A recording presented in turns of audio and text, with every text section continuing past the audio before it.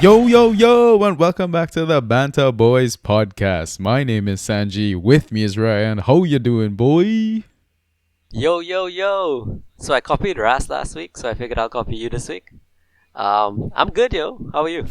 Sober. So this podcast is going to be absolute shit. That's true, but it's that way anyhow, so... Yeah, Sober or not. got a standard to maintain. You look pretty fly, man. What is that, your work attire? Just came home from work, kind of. Oh, wow. Look at that dedication, guys. Ryan loves you guys so much, Straight from work, straight to the podcast. Don't mind I made him wait like a good 45 minutes. I was definitely late myself. But, a man had to make curry, yo. Curry's important, especially in England. Oh, nice. What kind? Yeah. What kind? What kind? A simple curry chana, aloo, Very, very basic stuff. Okay. Yeah. Diwali coming up. Yeah, I'm kind of flexing my curry muscles quite early. Actually, I'm going by my sister for a little Diwali lime. She's doing the full works, pumpkin, bhaji, mother-in-law. Oh, nice, man. Yeah, man. It's weird how my sister's now learned how to cook all of a sudden when she could barely boil water like years ago. So I don't know if that is James's influence or the love she has for James that she's learned to cook so well now. I mean, arguably she rivals my cooking, man, and that's saying a lot. Oh, good for Bindu, man. Yeah, I know, very much so. How's Justin, by the way? I mean, let the listeners know that you have siblings as well. Yeah, he's good. We both met up in Mexico City, 2 weeks ago? No, that's longer than that, isn't it? Man, I'm losing track of time. Maybe 3 weeks ago. It was the first time seeing him in 2 years, so it was good. Yeah. He's good. How was your weekend? Did you enjoy the football that went on? Yo, so this was such a weird weekend. The results, I mean, I'm sure we'll get into it, but Brighton holding Liverpool to a draw, Palace beating City. It was very entertaining for a neutral. I mean, I'm really happy with the results because from a Chelsea fan perspective, it was amazing for us for the title race, right? Yep. Were there any surprising results, though, for you? I mean, we can kind of chat about some of the games, right? Were you expecting any of the other ones to go a different way? Maybe the Spurs versus Manchester United one? I did think United would bounce back, but maybe not that emphatically. I think the players just wanted Nuno out, though, so they didn't put their heart or soul into that game. There was one other game that was kind of surprising. Was it the Leicester 0 Arsenal 2 and Ramsdale with his worldies? I expected Arsenal to win that one, but yeah, not like that. There was one more. I forget which. What about West Ham's 4-1 demolition of Aston Villa away? That's it. I thought that game would be a lot closer. Yeah. But, I mean, I think the red card swayed it in West Ham's favour. Do you think also the fact that, Aston Villa switched back to a back four, they kind of ditched that whole back three system, and I mean, they basically held a lot more goals, right, for it. Yeah, so I'm not sure if it's because of the sickness that Douglas Luiz had, or massive players why would be they missing. made that change. Yeah, for sure. I mean, Nakamba did not fill that role well at all. Yeah, I know. After you told me to pick him up, he got 2.5 points. Oh, yeah. Okay. I did not enjoy my weekend though. I had the flu, unfortunately. I was completely bedridden on Saturday. It was a little scary though, right? Given the whole COVID times and stuff like that. I ordered the lateral flow test kit or whatever. I mean, so my test came back negative. I mean, it was the one result that went my way this weekend, I want to say. So, No, you did well enough in FPL. Yeah, but this isn't an FPL podcast, right? Don't you mind beat me in draft. Yeah. Twice. Yeah. I did. I won $2 because of it. By the way, did you pick out your song that you're supposed to sing? I did not. I completely forgot about that until Jen reminded us. Yeah. I think we could open it up to the listeners. Let the listeners choose a song, and then we'll probably do a clip and post it on Twitter. That's a brilliant idea. So, listeners, this is your opportunity to pick Ryan's song. So, when you're listening to the episode, go on Twitter, if you are on Twitter, and just, leave a comment and name the best song that you can think of. And you know what? We'll probably try and have Ross on. I know he's been really, really busy, but I don't want Ross to miss this performance as well, you know? So Yeah, it's just gonna be a quick clip though. Don't make it seem like it's gonna be a full it's gonna song. be a beautiful performance. What are you talking about? Okay. Before we continue, you probably should plug all the. The socials. Right. Yeah, So yeah. people can like us, follow us, subscribe to us, all those fancy algorithms to make us popular in the community. So yeah, I'm going to insert Ross's beautiful voice right here.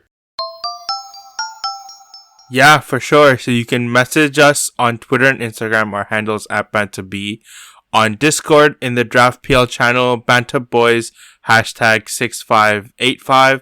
On Reddit, /Banta_Boys. You can listen to us on Spotify, Apple Podcasts, Google Podcasts, SoundCloud, and YouTube, all under the name of Banta Boys.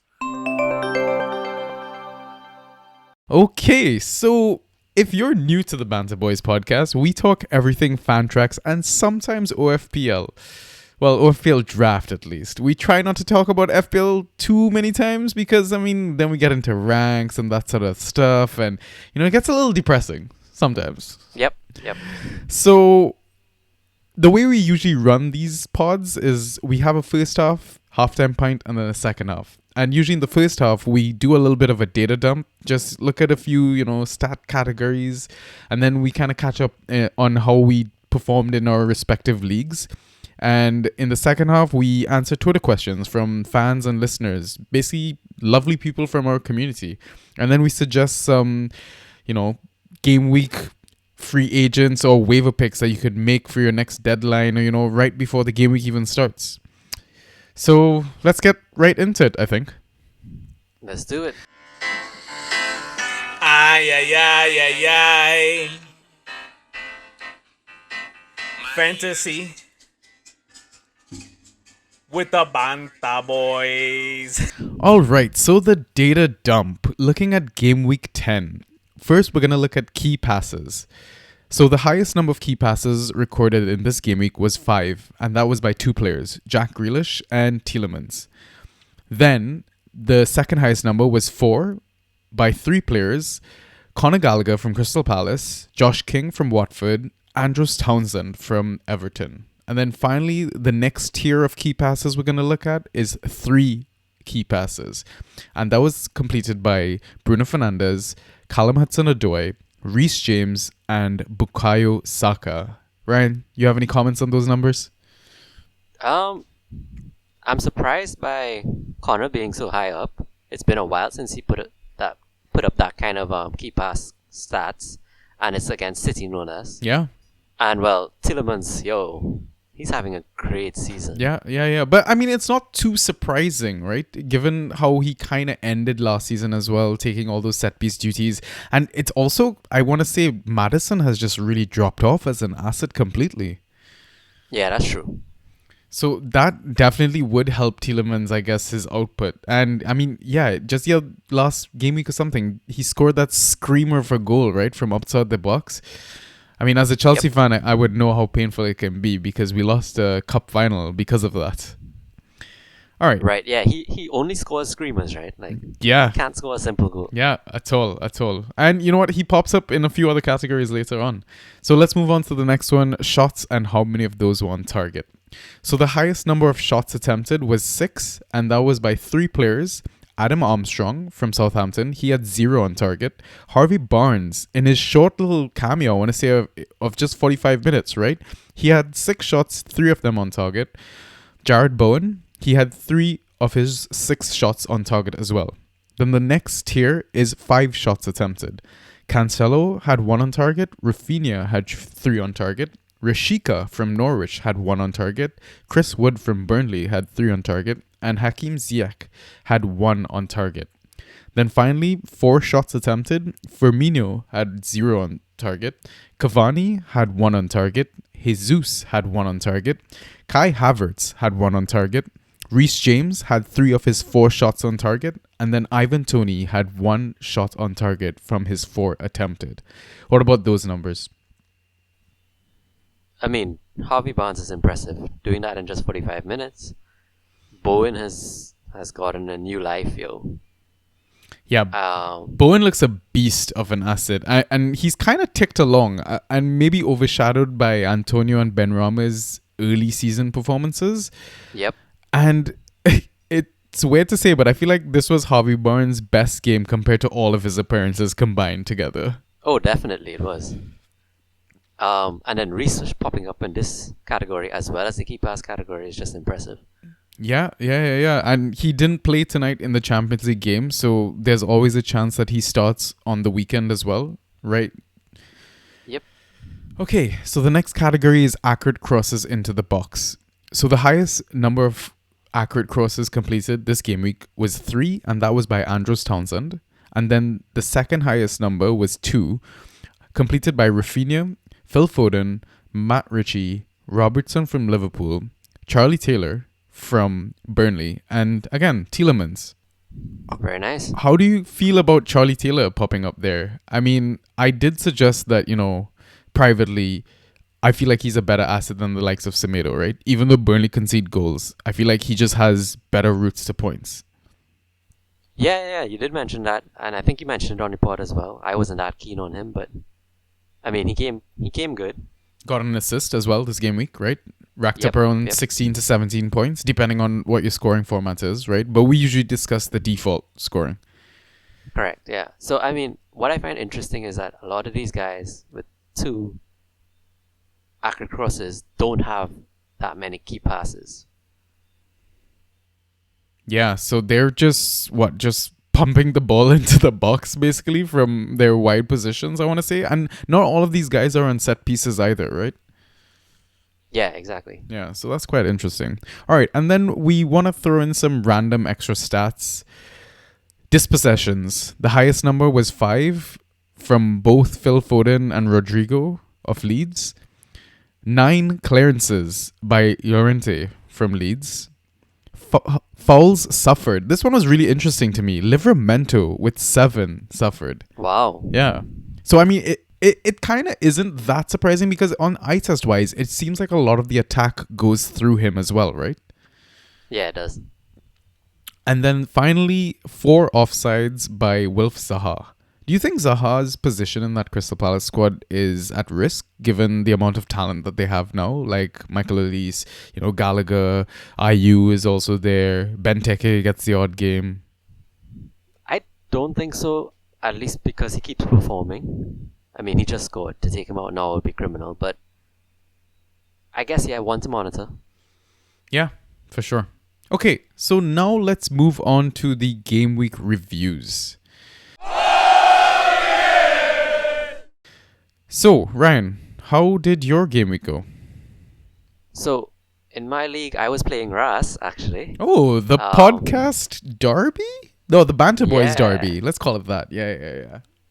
So, I won 117 to 77. Mate, you destroyed him. Yeah, I think he was a bit unlucky because he had Greenwood, he didn't start, and then he had a lot of injuries. And I don't think he could have dropped anyone to pick up someone on the waiver, pick up someone as a free agent. So I think he played a player short, and then I got really lucky with Ramsdale's haul, Rafinha's haul. Yeah, it was a good week. Yeah, it also upset me that a lot of your good performing assets you were kind of forced to play as well.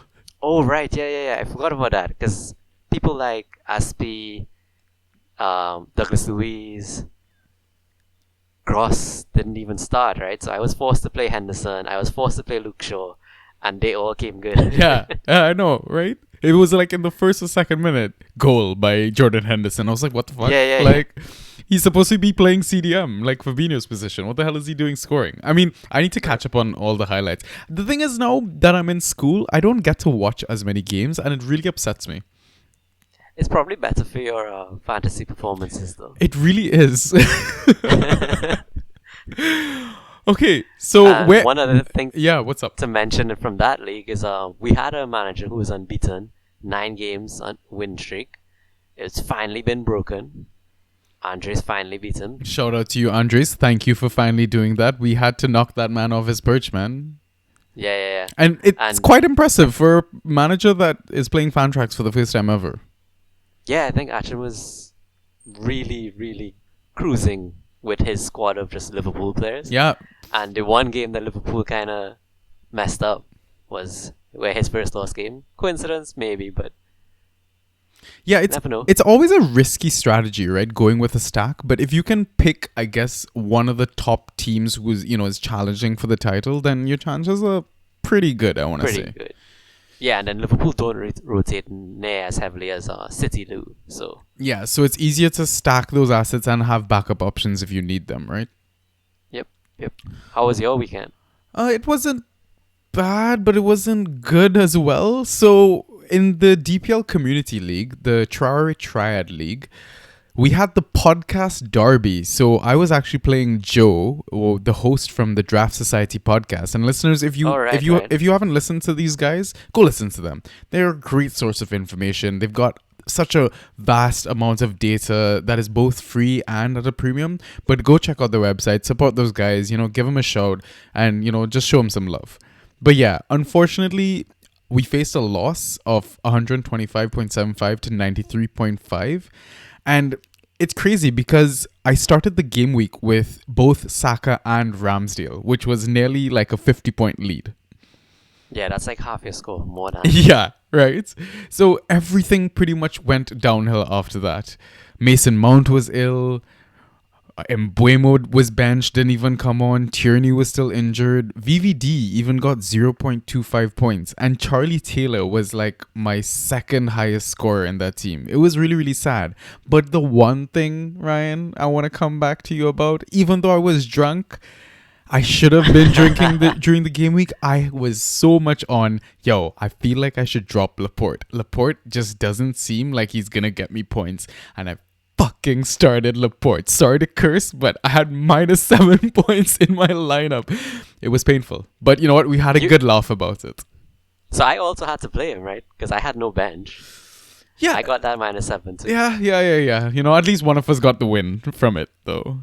But you know what it did? It forced me to be able to drop him this game week, so I'm happy. Yeah, so, that's an interesting point. I think we were kind of discussing it off air. Do you think now is the time and rise of John Stones? I hope so. He's so much better on the ghosties, yo. Yeah, definitely. So, and we know he has as much of, maybe even more of a goal threat than Laporte does? Possibly more, yeah. Yeah, so it sucks to get the loss, but you know what? I feel like Joe kind of needed it more than I did. Like, he had a terrible start to the season, maybe like a 6 or 7 loss streak. Oh, man. And he's only a few places behind me now. So, kudos to you. I'll see you in, 11 game weeks? Is that how that shit works? I don't know maths.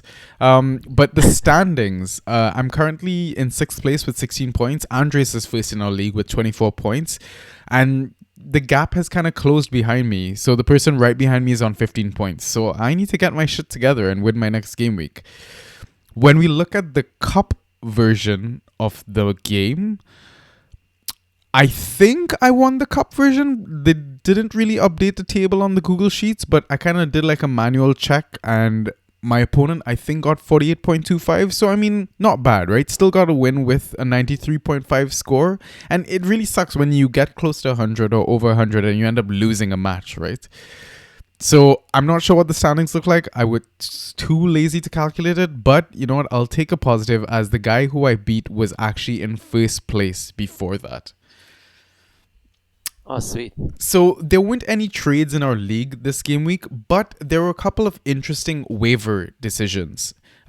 So first of all, I made one waiver swap. I got rid of Aymeric Laporte.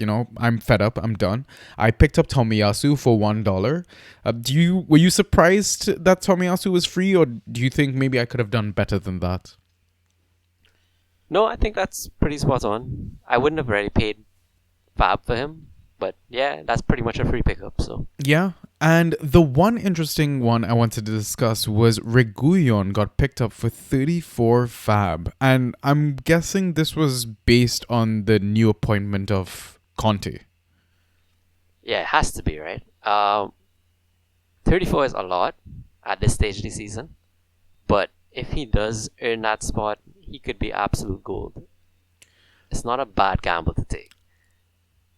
You know, one interesting thing I saw across my leagues, though, was people picking up Matt Doherty. Do you think we might see him, back? Because he was one of the best wing backs, I want to say, like 2-3 seasons At ago, Wolves, right? Yeah, at Wolves. Yeah. If he gets that spot, yeah, I'm all aboard. In all formats, like, I will be going on Doherty. But it just looks like Emerson Royale plays like a wing back already. Yeah. So maybe he just slots right in, But So I mean, Go ahead. Go ahead. I was gonna say, so my waiver wire picks this week were, let me see if I can remember them. I do know I got Emerson Royale as part of them. I think I was the only one who wavered. So I got Solly March. I got Matt Target. I think some manager had to drop Target, and I think he looks like he's back on corners. Maybe that's just because Douglas Luiz is missing, but Target had a decent game, and then I got Emerson Royale. So I'm feeling okay about it. Yeah. The thing is Royale doesn't look like a fullback, right? For sure. I don't think he can defend well, but the thing is I'm still not convinced by his attacking prowess. And I feel like Doherty just got shafted because it was Nuno. Maybe. Right? That's a good point. Yeah. So one to keep an eye on. Okay. Yeah, for sure. So let's move on to the International Genie League. We take part in the Sunday League, and yeah, unfortunately, we had another loss, 123 to 109.75. The good news is, though, I did bench Laporte. The bad news is, though, I benched Charlie Taylor in this league, and had I played him, I could have won my matchup.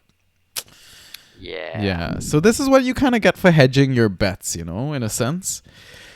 Because, I mean, they were playing Brentford. Brentford was putting up really, really good attacking stats. And I honestly thought that, Mbeumo would be forgiven for whatever the hell he did. And no, he was benched for the full 90. The one disappointing thing, though, was the underperformance by JWP, who came back from his ban. TAA, I guess, who got surprised by Brighton. And Ivan Toney had a quiet game. But do you think maybe Ivan Toney had a quiet game because Mbeumo was benched? Because that chemistry that they have is undeniable. Yeah, agreed. I mean, I didn't see any of the highlights from that game, but it just doesn't seem like Foz is his partner, right? Like, Mbeumo is the guy he has that connection with. I mean, don't get me wrong. Foz scored I think a hat trick or something in one of the cups for them. Cup game. Yeah. Right? And they do have other options like Godos, the guy who got the goal, and then Wissa, but I think he's injured as well. Godos looks good, actually. Yeah, he really, really does. Yeah. But I don't know if he's going to get the start. But you know what? Yeah, I don't think so. One to watch, I guess. Yep. So standings is a little disappointing because I was holding first place for the longest while, and how the mighty have fallen. I'm now in third place with two other people, and first place is on 24 points, I think around 6 points ahead of me. And I'm currently in a 3-loss streak. Another thing I need to fix. So there was one interesting trade in our league recently, and it was Pascal Gross for Ademola Lookman. How do you feel about that? That sounds bizarre to me. Yeah, same. What happened there? No idea. I would never be giving up Pascal Gross. I know Potter is weird with his rotation and all that, but I don't think Lookman is going to score as many points as Pascal Gross is, especially if, the likes of Harvey Barnes is coming off the bench for Kelechi and beasting in 45 minutes, that sort of thing.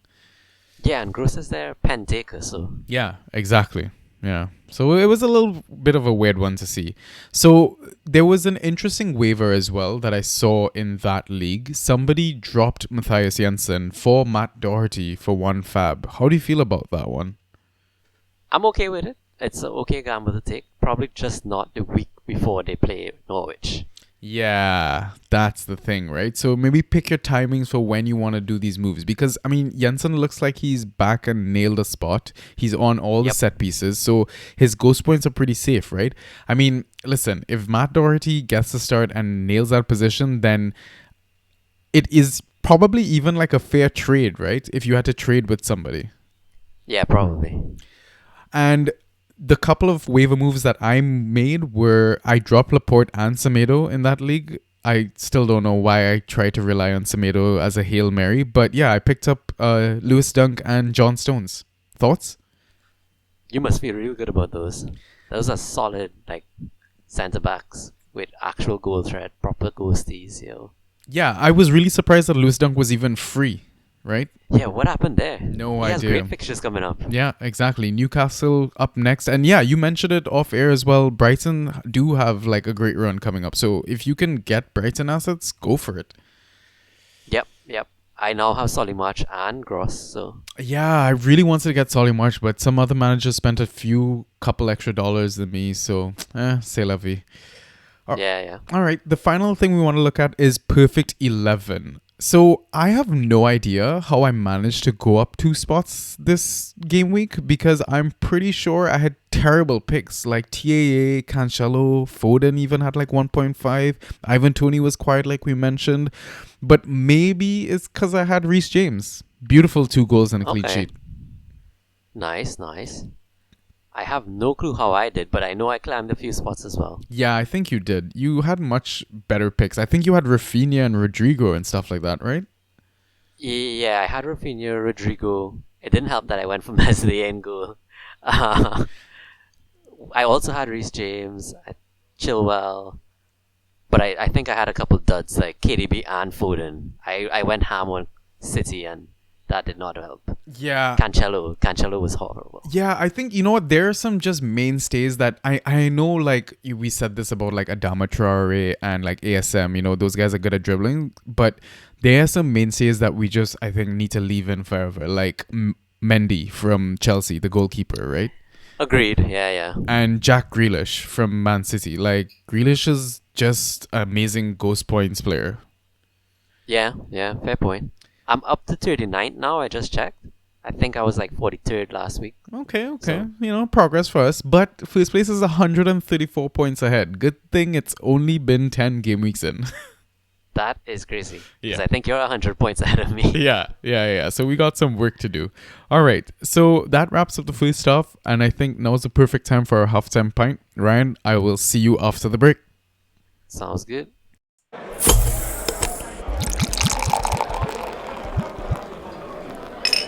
And we are back. All right, so now we're going to jump into some Twitter questions. Ryan, do you want to pull those up? And let's run through them one at a time. Sure, let's do it. So this one is kind of a conversation, but it's from Brandon at Brisbane Brando. It's a couple questions, a 3-part question, then someone replied to him, and then it continued to another couple questions. So first up, are any Norwich players viable at the moment? Boy, I actively avoid Norwich. I don't know why. But Matthias Norman, or whatever his initials are, MAN, right? He seems to be like a decent asset to have, right? And if you think maybe the opposition is struggling for goals, Hanley could be a bit of a, sneaky beast asset. So, yeah. Hanley puts up decent ghost points, but if they're not backing it up with clean sheets, I'd probably not go there. Norman's a solid option. He looked like he was kind of fading for a few game weeks, but then he posted, I think, 10 this game week. So I think he could be back again. Yeah, and I mean, you did suggest Krul last time, but his last couple of games, I mean, granted, one of them was a Chelsea 7-0 thrashing, but I mean, even the game versus Leeds, I was a little disappointed that he let that Rodrigo goal in. Yeah, he could definitely be doing better. It was interesting to see Kieran Dowell get the start, though. One of the assets that we were shouting so much during preseason, though I think he did get an early sub with scoring only 6 points. So I don't know if, like, the thing is, it's the manager, man. He doesn't really inspire me that they have like any sort of, they'll go on any sort of run or they'll start picking up results. It just looks like they've already accepted that they're going down into the championship and they're just waiting. Yeah, it looks that way to me too. All right. Well, All right. I hope that answers your question. Next up, are Crystal Palace to be taken seriously at the moment? And who would you target?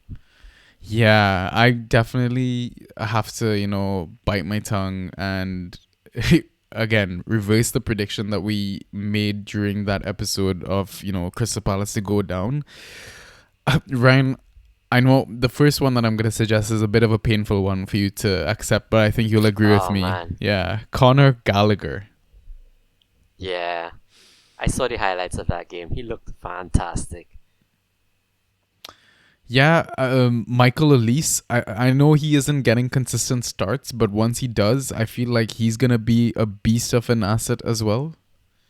Agreed. Zaha, if you could probably get him, still ticking along. If you can time it when Benteke starts games, we know he's an aerial monster as well. Yeah, good point. And any defenders that stand out to you?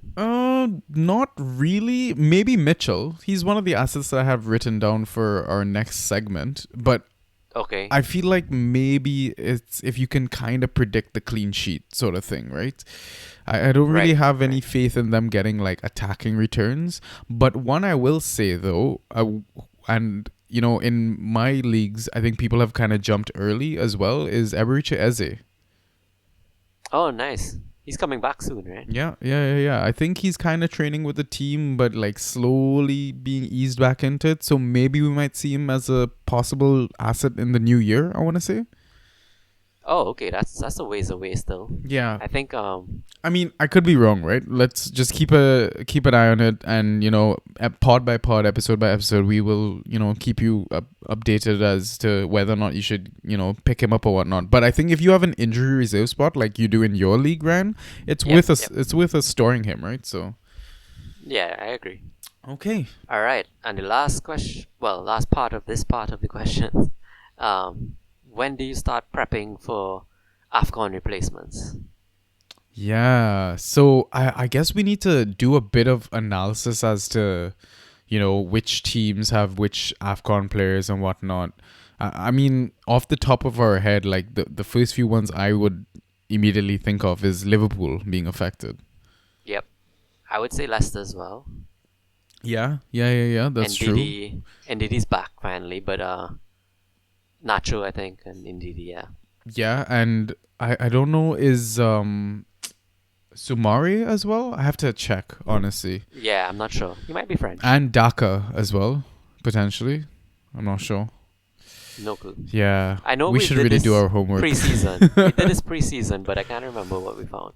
Yeah, we did. Okay, so I mean, let's talk about the ones that we know for sure, like Liverpool, right? If both Mane and Salah aren't there, what are you going to do as a manager? Do you think you're going to try and trade them out or hold them and hope you can survive without them? So we discussed this before, and it's really just 2 game weeks you were telling me, right? That AFCON players, at least on the time slot, should be missing for.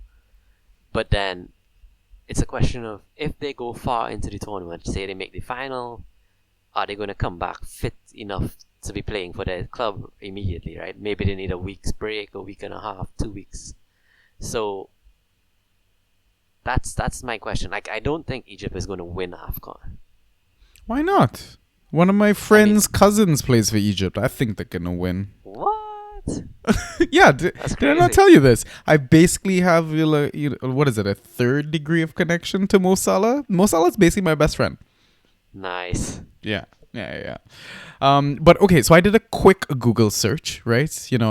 Simple AFCON players in EPL, and I pulled up an article from Manchester Evening News. Not the most trustworthy source of news, but I'm gonna assume that they've got most of it right. So let's go through the clubs and let's see what potential replacements are like. Exactly, right? So starting off with Arsenal, Thomas Partey, Auba and Pepe. I mean, there's players like El Neni, but I'm going to suggest name the ones that, are actual Fantrax assets that you'd be drafting, right?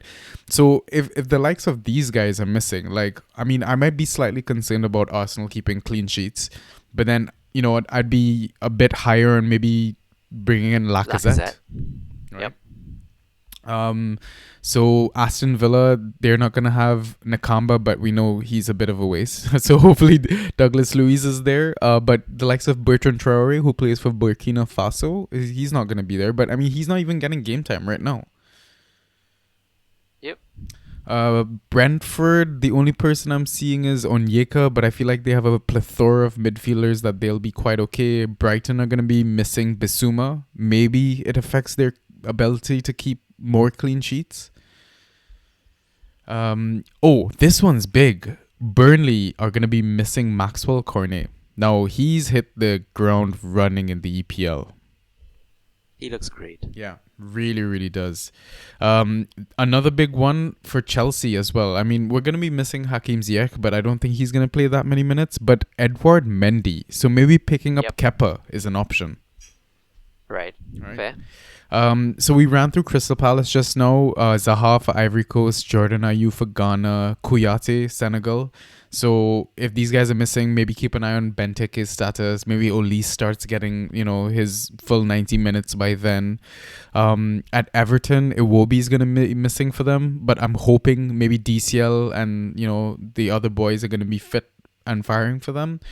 We went through Leicester City. Amarte is not going to be there. Ndidi's not going to be there. Kelechi's not going to be there. So I'm guessing Daka and Sumare are, like you said, probably in European nations, right? Right. Liverpool, like we said, Salah, Mane, and to add to that, Naby Keita. But, oh, man, really feel it for Naby Keita, man. The guy can't catch a break. Always injured. Really can't. Manchester City are going to be missing Riyad Mahrez, but Mahrez ain't even playing anymore, man. What a drop-off as an asset. Imagine he must have gone in, the first couple of rounds of drafting, right? Yeah, unlucky managers. Would you try and trade him out? Injury away from... I would say maybe, but he's one injury away from becoming great again, right? Yeah, that's true. Manchester United missing Eric Bailly, Amad Diallo, don't think that really affects them. Jumping across to Southampton. Oh, this one might be quite interesting. Jejanapo is going to be gone, but I mean, I feel like they have attacking assets, but Salisu plays for Ghana. Yeah, Salisu's been really solid this season. Yeah. I know. I faced him and lost because of it. He scored 18.5 points with a clean sheet. Really good player. So I think statistically, Southampton have one of the best defenses right now. At the moment, obviously, in form at least. Yeah. Obviously, they're playing easier fixtures than most, but still. Yeah. And then finally moving on to Watford. They're going to be missing quite a few players actually. Ismail Assar, Emmanuel Dennis, Adam Messina. So maybe the likes of João Pedro will get game time, right? Cucho Hernandez, keep an eye on him as well, right? At West Ham, they're going to be missing Said Benrahma. So maybe Lanzini gets a look? Or maybe Vlasic. I don't know. Yeah. And then go ahead. Oh, go for it. And then, I didn't realize you had one more. Yeah, Wolves. I mean, we gotta give Wolves some respect. They just got a win as well on the Monday night. Romain Saiss of Morocco and Willy Bolly of Ivory Coast. Though Willy Bolly's not really playing. And maybe, I don't know, who comes in for Saiss? Dendoncker? Yeah, maybe. Yeah, but I wouldn't really be rushing to pick up Dendoncker. I'm not sure about that. But go ahead. So the question, I guess, is when do you start prepping for replacements for AFCON, right? Are you gonna trade these guys, some of them, or are you gonna hold and just pick up a decent replacement from the waiver wire? What is your approach? That's interesting because I feel like they could either be gone from as little as 2 weeks to a max of maybe 6 or 7 weeks, right? Depending on how far their nations go through or whatever. No way, it's 6 or 7. Is it not? No, I'm reading in the so. article. AFCON players could leave their club sides after the Boxing Day fixtures have been played, meaning that players who advance through the latter stages of the tournament could now be away from their teams for as long as 6 weeks, with some players not flying back until the second week of February. AFCON 2021 will now start on January 9th, concluding just under a month later on February 6th. okay, so I didn't think they were going to leave after Boxing Day. I thought they would leave just before Jan 9th. But if that's the case, then yeah. Yeah, so it's a tricky one, man. Some of the players that we mentioned, I wouldn't trade away, right? You're never gonna trade away like Salah, Mane. Maybe you can trade Sar, but I'm only saying that because he's been very like trading chip on all my leagues. Yeah. Right? So I'm thinking more like someone you picked up for free, like Cornet, or you picked up for very little. I would be happily like trade him now while he's hot. Yeah. Get a replacement asset, and then you're okay. Yeah. Good point. But what do you think you can get for Cornet? Like, would you try and get a midfielder or a defender? Like, I would try and get a mid. Sorry? I was gonna say mid, yeah. Yeah. So, like, what sort of level do you think you can aim for though with Cornet's current form? I don't know. That's hard. Yeah. Maybe is Phil Foden too much? It probably is, right? Phil Foden is way too much. Yeah. I'm thinking even Jared Bowen is too much. Wow. Okay. I think Jared Bowen would be fair, no? That would be fair. That's not a bad one. Yeah. Ideally, if you could do like a Dwight McNeil, stick to the same team. Yeah. What about like a Bukayo Saka or Emile Smith-Rowe for Cornet? Oh, I would take those, yeah. Yeah. Okay, interesting. I think we can move on now, though. Sure. So at JPN Japan, he says he agrees with Brandon, and as a Mane owner, he was wondering about AFCON replacements for a while himself. And then he says it's really just a comment, but I think Palace should definitely be taken seriously. They've been so consistent since Big Pats took charge. Obviously that's Vieira. Gallagher seems to be the one making things happen. So the same thing you said. Gallagher is really the one to kind of get, yeah. Yeah, and we saw it, right? He got 4 key passes this game week, so. Yeah. Got the goal and the assist, right? Yep. So then, okay, Brandon chimes back in and he's asking, is Tekers now the man to target then? So I'll let you take that. Yeah, I mean, Benteke is a proven Fantrax asset, right? If he starts the game, I would try and get him if you can. Like, he is awesome at the ghosties. Like, he basically just wins all the aerials, right? And just versus Newcastle, he had 4 big chances, I want to say. He hit the post maybe a couple times. One of his, the second goal that he has scored was ruled offside, something like that. So I'm really wondering if the likes of Edouard has kind of added fire in his belly to perform a bit better, you know? Yeah, could be. Yeah, so I don't think he's going to start back-to-back games all the time. I think Vieira is going to rotate his forwards, but if you can afford, a spot on your bench or something like that, yeah, I think he's worth rostering. Fair. Okay, and then the last point is, and yeah, the AFCON boys scare me. Moreover, who do you take to replace? Well, we kind of addressed that already, right? Yeah. I think we can move on. And, yeah, so thank you so much for your question, Brandon. Right, so, I mean, this is one of the regulars, right? No one at Chirag_Verma asks, what are your thoughts on Spurs assets? Ryan, I'll let you take this one. So, right now with the managerial change, I am so keen on all Spurs players now. Well, not all, but, the ones that we were kind of ignoring before. So, Conte's going to play with a back three. He always does, right? Yeah. They're probably going to be defensively solid, or way more defensively solid than they were under Nuno. Yeah. I want a Spurs defender as soon as possible. Preferably one who attacks, so I want one of the wing backs. Doherty's free in most leagues. If he gets that spot, like you're saying, yeah. I want Doherty. What about the likes of Giovanni Lo Celso or Ndombele or Dele Alli? Now, Conte likes his midfielders to press a lot and work ethic and running a lot. Doesn't strike me like Dele Alli or Ndombele like players, but maybe Giovanni Lo Celso. We might finally see him in his true form. He's been playing well for Argentina. Why can't he do it for Spurs? I don't know. Is there any other players that you think we're missing out? Maybe there might be some midfielders that he could push into that wing back spot, like how he did with Victor Moses. Yeah, it's possible. Maybe the likes of Brian Gill. He loves to dribble, but I don't know his fitness status at the moment. So Yeah, and I think he needs to have some kind of pressing element to his game too, right? yeah. So It, I don't know about that either. and again, I always will cry about this. It's a pity that ball recoveries aren't a default part of the game, because Christian Romero, when he was playing back three for Atalanta, was an absolute monster in the Champions League fantasy game for ball recoveries. Absolutely. Yeah, so maybe he could even be a beast of an asset. All right. Yep. Is there anything else I guess we need to kind of touch on for Spurs? Would you grab Lloris, I guess, as well? I mean, he had an amazing start this season, but then dropped off completely, right?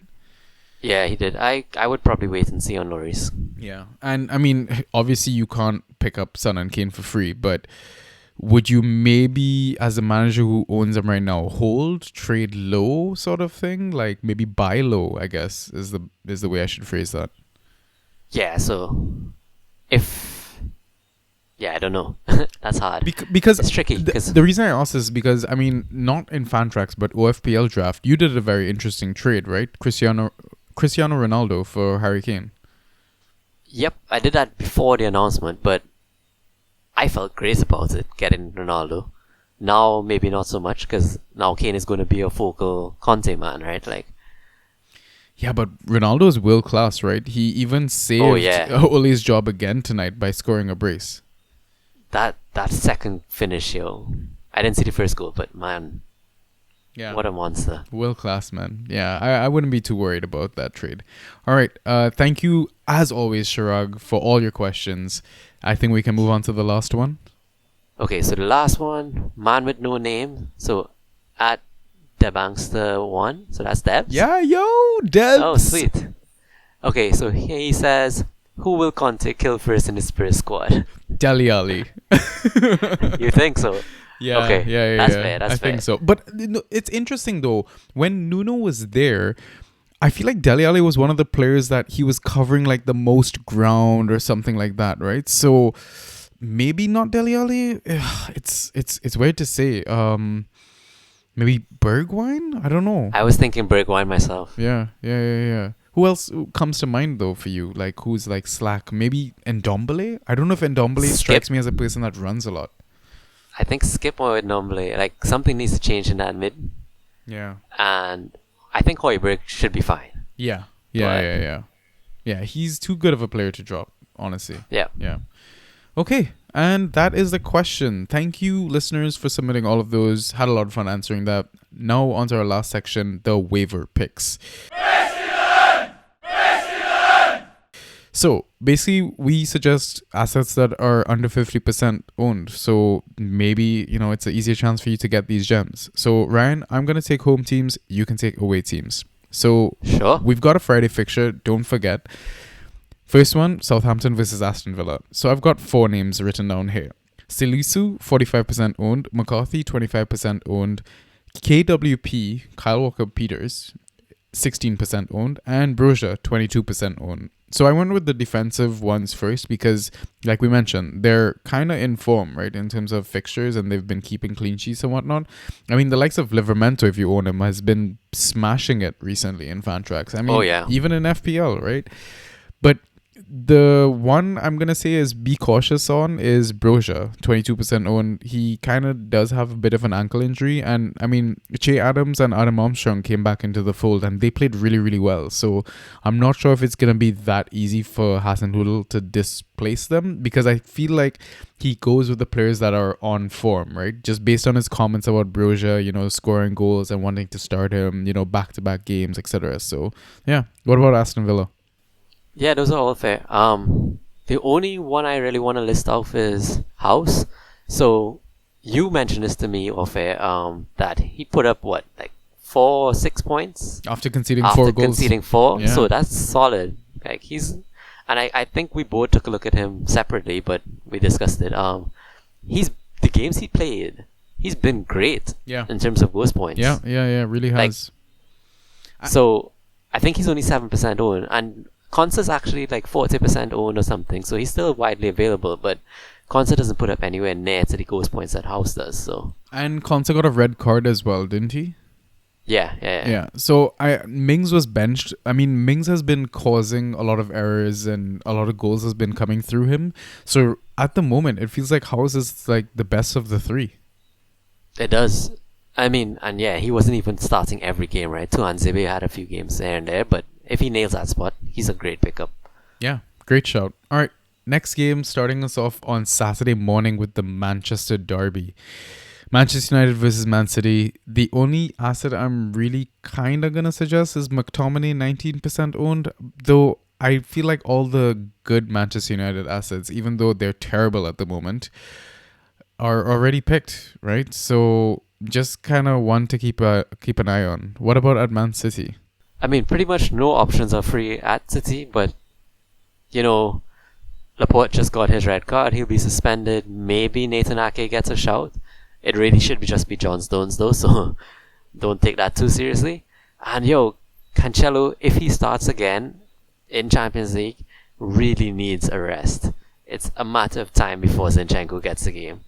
But just monitor the Champions League fixture and see how that goes. Yeah, good shout.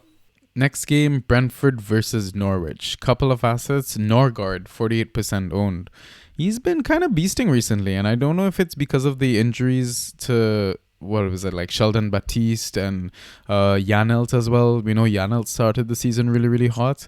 And the other player I'm going to suggest is Matthias Jensen, only 23% owned. Main set piece taker, corner taker for Brentford. He's going to tick along with those ghosties. So in a season where we lack good mids, go pick him up. Yeah, absolutely. And then for me at Norwich, Norman, we shouted him already, 42% owned. Again, like you said, mids are lacking, so he's a decent pickup. Yeah. All right, next game, Chelsea versus Burnley.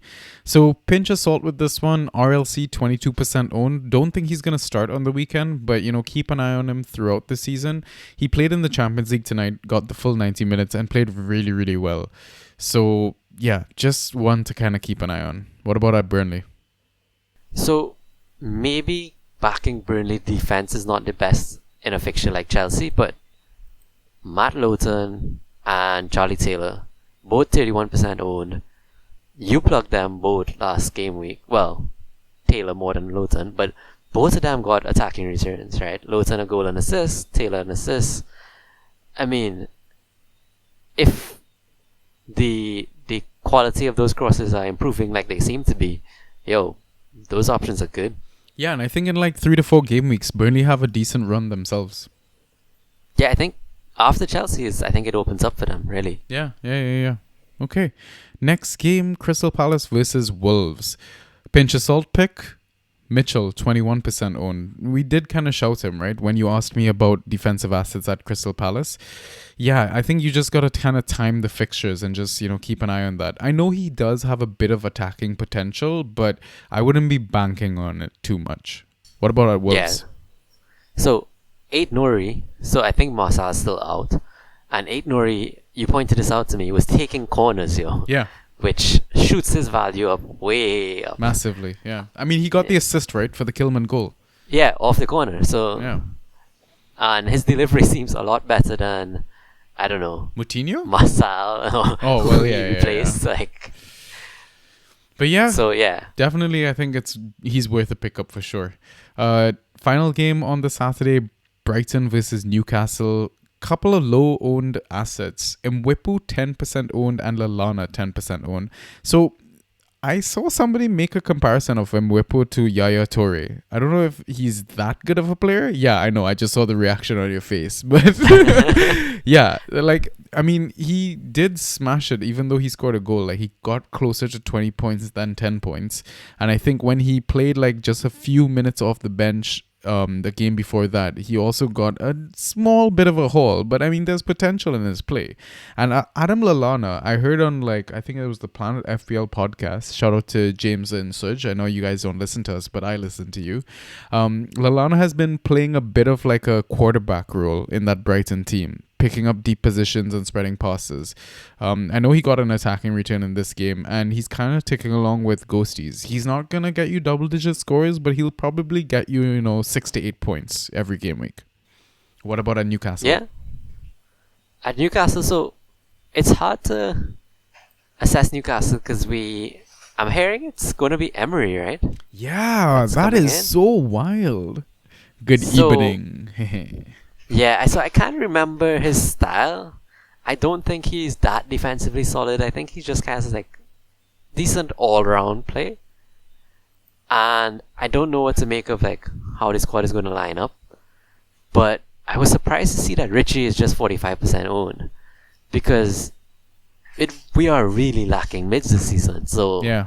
Richie's on set pieces, so why not back Richie? Yeah. And you can only hope that, his output is going to improve, assuming that he stays in that starting 11, right? Yeah, Okay, exactly. on to the Sunday games. Arsenal versus Watford. One player I'm going to suggest is Tavares. So if Kieran Tierney is still out, pick up Tavares. He looks good on the eye test for sure. I think so. 18% owned. He looks a very brave player, likes to take on players and likes to be part of the attack. Yeah, and I don't know what else to say. I mean, if you have faith in the Arsenal defense, go for it. Very good shout. I think he really did catch my eye, so yeah, I like that. Watford did not live up to the hype. I mean, we plugged a few players. Like, I don't know if it's because Dennis was suspended that the attack just wasn't that good, That's a good point. or not. But Sissoko had a great game, and he's only 14% owned. I think he posted like 14 points. Yeah, but he's having very seesaw-like weeks. Like double digit, is. then low. Double digit, then low. Yeah, so I mean, if you could grab him for one of those double digits, yo, go for it. Exactly. All right, next game, Everton versus Spurs. So this one is interesting. Everton are on a slump right now, and Rafa Yep. needs to change shit up. So enter Anthony Gordon, 2% owned. Young kid, but he looks amazing when he plays. And he's got great ghost points every time he plays. Does he? Yeah, really does. He does look like a proper threat, though. Yeah. Kid likes to take on defenders, man. Like he has Yeah. zero fear. So if he gets a start, I would say he's worth a gamble for sure. What about at Spurs? So before we move this, I mean, we already discussed Spurs at length, based on the Twitter questions, but I picked up Emerson Royale as a waiver pick. He's only 45% owned, and then we talked about Matt Doherty a lot. He's only 28% owned. So if either of those nail down that spot, they both shoot up in value. But Everton, I think they made a tactical change at the halftime, right? Brought on Delph. Yeah, And I for think- Gabbaman, I think, right? Yeah. And I think that's what helped them get back into the game slightly. Well, I mean, Rafa Is- is a bit of a tactical genius, right? He is. But is Delph any good on ghosties? I wouldn't really touch Delph, but let me pull him up. I don't think he is. Okay, yeah, I'm looking at his previous seasons and nothing there stands out at all. Exactly, right? And I mean, just to go back to Anthony Gordon, right? His previous appearances, so when he came on as a substitute for 11 minutes, he scored 5 points. Wow. Before that, he played 59 minutes, he got 9 points. Jeez. I mean, before that, he played 10 minutes, got 0 points. But before that, 71 minutes, 9.5 points. Kid has potential. Okay. Yeah, I got you.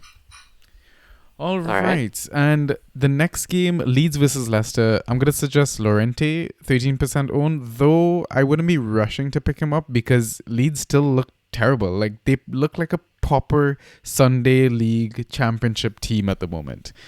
And Leicester still have a really good attack, right? So I was a little hesitant suggesting him, but I mean, there isn't anyone else I could suggest because I think Shackleton has a flag and he's the only other one I was interested in.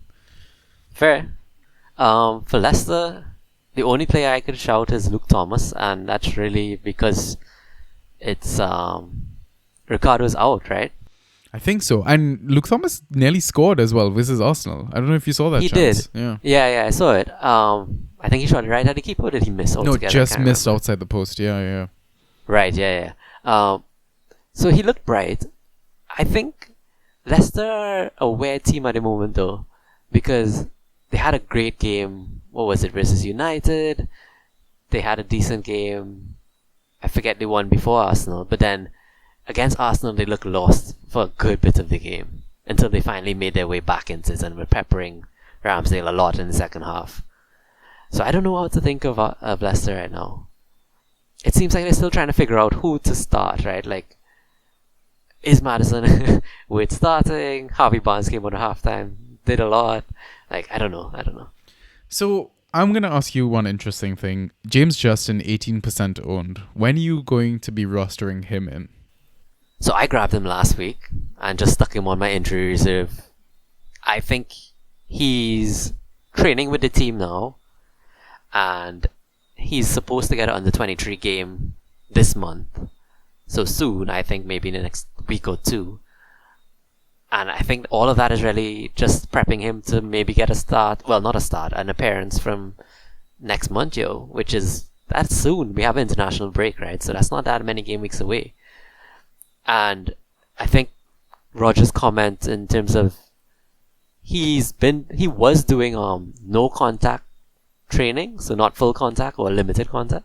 And Roger said he just looks like he's never been injured. He looks like himself again. So I think he was saying, it's going to be like a 60 million signing coming back to the club. Like, wow, that is bold, big words, man. It was a lot of talking up. Yeah. Okay. You know what? I like those comments. So maybe I might take a risk, over the international break. Let's see what happens, because you never know. Players are going to come back with COVID or have to quarantine. Expect the unexpected. Okay. Good point. Final game, West Ham versus Liverpool. All right, James is actually going to this game. Lucky bastard. Oh, sick. Yeah, I know, right? So the assets I'm going to suggest, Fabianski, 41% owned, and Johnson, 30% owned. But nice. Johnson is a bit of a risky pick because Soufal came on as a late sub, right, in their last fixture versus Aston Villa. Yep. And I would think that Soufal is kind of nailed and is probably the better player. But yeah, we might have missed that Johnson train by now. Yeah, it's 3 back-to-back games where he performed. Yeah, he even scored a goal, man. And I had to face know. it. Yeah, it was brutal. Okay, what about at Liverpool? So, there are not that many unowned Liverpool players, but Ox got decent minutes and got an assist, right? I think, given all the injuries to this midfield at the moment, we really do feel for Navigator. He's just so unlucky. If Ox does get a start, he's worth picking up. He's just 6% owned. But other than that, yeah, I wouldn't go picking up Ox before you see the lineups. Yeah, and I mean that's mostly just because Liverpool have one of the best attacks in the league, right? So there's Absolutely. a better chance, or good chance that he's gonna get some form of attacking return. Yeah, but this is going to be a hell of a game though. Yeah. Because West Ham are really in form right now. Yeah. I'm hoping that Liverpool drops some more points, man, just for the sake of Chelsea, better chances of winning the title, that sort of thing. But yeah. Sure, but then you got to start looking at West Ham as a proper top 4 candidate. Then. Yo, honestly, I think that's a good shout, for them to make top 4, especially if Ole stays at Manchester United. I guess, yeah. But, Conte joining Spurs, anything can happen now, so... Yeah, and Arsenal are right back up there too. Only 3 points behind Manchester City, man. Yeah. Yep. Crazy. All right. And that was all the picks that we had planned. That's all the segments. That is the pod. Ryan, Sweet. Do you have any closing statements before you go off and finally get out of your work clothes? No. I'm eager to see what the new managers bring, yo. Yeah. Even, if Emery comes to Newcastle, it'll be very interesting to see how he kind of transforms that squad as well. Yeah, so it's like Kepa, Emery, Conte, and Ronaldo. Those are the new managers. Basically, yeah, that sounds about right.